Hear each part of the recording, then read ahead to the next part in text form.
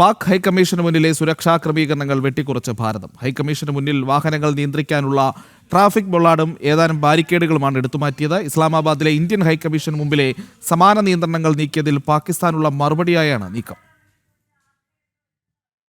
Pak high commission മുന്നിലെ അനധികൃത നിർമ്മാണങ്ങൾ നീക്കിയെന്നാണ് അനൌദ്യോഗിക വിശദീകരണം. ഹൈക്കമ്മീഷന്റെ വിസ വിഭാഗത്തിന് സമീപമാണ് നടപടി. ഇസ്ലാമാബാദിലെ ഭാരതീയ ഹൈക്കമ്മീഷന് സമീപം സ്ഥാപിച്ചിരുന്ന സമാനമായ നിയന്ത്രണങ്ങൾ പാകിസ്ഥാനും നീക്കിയിരുന്നു. ഇതിനെതിരെയുള്ള ന്യൂഡൽഹിയുടെ മറുപടിയാണ് ഇതെന്നാണ് വിലയിരുത്തൽ. ഭാരതീയ ഹൈക്കമ്മീഷന് സമീപത്തെ സുരക്ഷാ ക്രമീകരണങ്ങളുടെ ഭാഗമായിരുന്ന ചില തൂണുകൾ, ട്രാഫിക് ബൊള്ളാർഡ് എന്നിവയാണ് പാകിസ്ഥാൻ നീക്കിയത്. ഇരു രാജ്യങ്ങളും തമ്മിലുള്ള സംഘർഷാവസ്ഥ അയവില്ലാതെ തുടരുന്നതിനിടെയാണ് പുതിയ സംഭവവികാസം. വിഷയത്തിൽ ഇരു രാജ്യങ്ങളും ഔദ്യോഗികമായി പ്രതികരിച്ചിട്ടില്ല.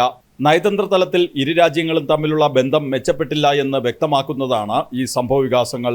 ഭീകരവാദത്തെ താലോലിക്കുന്ന പാകിസ്ഥാനുമായി യാതൊരുവിധ ഒത്തുതീർപ്പിനും സന്നദ്ധമല്ലെന്ന നിലപാടിലാണ് ഭാരതം. അന്താരാഷ്ട്ര വേദികളിലടക്കം ഭീകരവാദത്തെ പിന്തുണയ്ക്കുന്ന പാക് സമീപനത്തെ തുറന്നുകാട്ടുന്ന സമീപനം ഭാരതം സ്വീകരിക്കുന്നത് പാകിസ്ഥാനെ പ്രതിരോധത്തിലാക്കിയിട്ടുണ്ട്.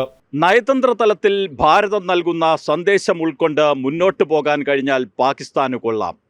ഡൽഹിയിലെ പാക് ഹൈക്കമ്മീഷന് മുന്നിൽ നിന്ന് ക്യാമറാമാൻ MV സുരേഷിനൊപ്പം ജനൻ TVക്ക് വേണ്ടി ആദർശ് TS.